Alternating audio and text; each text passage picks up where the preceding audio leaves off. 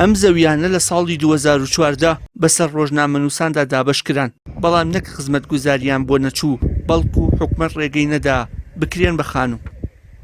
زۆر سوپاس بۆ دەرفەتە ئێمە وەکو کۆمەڵگە ڕۆژنامەنووس نزیکەی 8 ساڵ مافێگرتنی زەویمان هەبوو. دوجار لە ساڵی 2015 زەویەمان وەرگرت، بەڵام بەداخەوە لەو کاتۆتایە ئێستا لا باکووری ڕاپەڕینە، هیچ خزمەتگوزارێکی بۆ نەچووە، هەتا تەنانەت جادەشی بۆ نەچووە، هەتا بڕینیشی بۆ نەکراوە، هەتا ئێستا تۆ ناتوانین بیکەی بە خانوور، چونکە شارەوانیڵێ ئەبێ بڕینی بۆکەین، ئەبێ جادەکان جیاکەینەوە. وڵی هەیە زۆر کەس هاتووە بۆ لام وتێتی کاکە بە قورئان زۆر زەرورم بۆ پارێک کە ئێمە بیفرۆشن، تر بە بڕە پارێک بەو کاتە جاروا بوونەوەت گەڵای کردووە، دەفتەری کردووە، دەفتەر و دەگەڵای کردووە، دەفتەر و کردووار ئەلەو سعرانە. خزمەتگوزاری وایە ئەبووە بەچەنەوە؟ والله زیادە کرد طبعاً بێگومان، ئەم ئەرزانە وەختی خۆی بە 7 گەڵا 8 گەڵا بوو، ئێستاکە هەمووی بە 4 دەفتەرونی و 5 و 6 و ئەوانەیە. کەواتە بەینا ئەو کەسانی کە زەویان پێدراوە ئیسفادیان لە زەویەکە نەکردووە؟ ناوەڵا تا ئێستاکە ئیسفادەیان نەکردولی. ئەوەی وەریگردووە لە ناچاری فرۆشتێتی زۆری هەرە زۆری، هەنێکی قەرەبووە کە وەریگردووە، هەنێکشی ئەوانەی کە بڵێن ئاوارۆشتی بوونە و لێ وەریانگرن ئاگەمان لێتی. هۆکاری قەیرانی دارایی بیانووی یەکەم و سەرەکی حکومەتی ماوە بەسەر چووە بۆ پێنەگەیاندنی خزمەتگوزاری بەو زەویانەی کە لە ساڵانی ڕابردوودا دابەشی کردوون.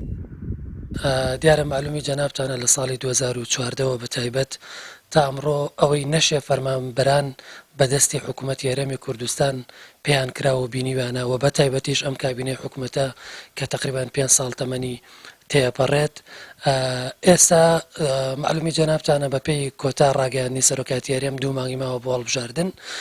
بە بڕای منەمە جۆرێکە لە بانگەشەی درۆینەی دەسەڵات بۆ هەڵبژاردن، فەرمانبەرانیش زۆر لەوە و شارترن بەڕاستی کە بەم جۆرە بانگەشانە بخەڵەتێن.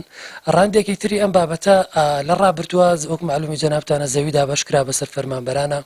من لە شاری هەڵەبجە خۆم شاهیدم کە ئەوەنە دوورە دەست و بێخزمەتگوزارین ئەم زەویانە، تەنانەت ئەگەر زەویەک لە ناو هەڵەبجە 150 گەڵا با بڵێن نرخەکەی بێ بە 20 گەڵاش خەڵک ئەمانە ناکرێت، کەوا بوو جگەلەوەی بانگەشەی هەڵبژاردنە هیچ سوود و قیمەتی و هایەکی تری بۆ فەرمانبەران نابێت. دوای 10 ساڵ لە ڕاگرتنیدا بەشکردنی زەوی بەسەر فەرمانبەراندا، حکوومەتی ماوە بەسەرچووی هەرێم دەیەوێت زەوی بەسەر فەرمانبەراندا دابەش بکات. بەپێی زانیاریەکانی پەیام، ئەو فەرمانبەرانی خزمەتی 8 ساڵیان هەیە و خاڵی زیاتریان کۆکردوتەوە، بە تیر و پشک ناویان دەردەچێت و زەوی وەردەگرن. لە ئێستادا حکوومەتی ماوە بەسەرچوو داوای لە شارەوانیەکان کردووە ژماری فەرمانبەر و زەوی ئامادەیان بۆ بنێرن تا لەبەر ڕۆشنایی ئەو زانیاریانە کۆت دابەش بکەن. پارچە زەویەکان دیاری نەکراوە بەپێی ئەو فەرمانبەرانەی کە دەستوری شارەوانەکانی قەزاونەحەکان هەیە.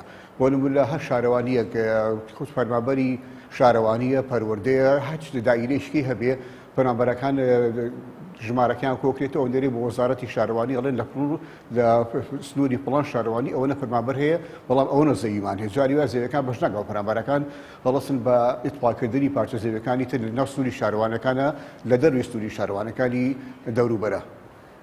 لە ڕووی یەکی نیشتەجێبوونەوە ئەوە لە سەلاحەتی وەزارەتی شارەوانیە نییە، ئەوە دەستی و بەرهێنان زەوی شۆخە دروستکات و تەوسعەکات لە توانای وەزارەتانیە، لە توانای حکوومەتیشانی.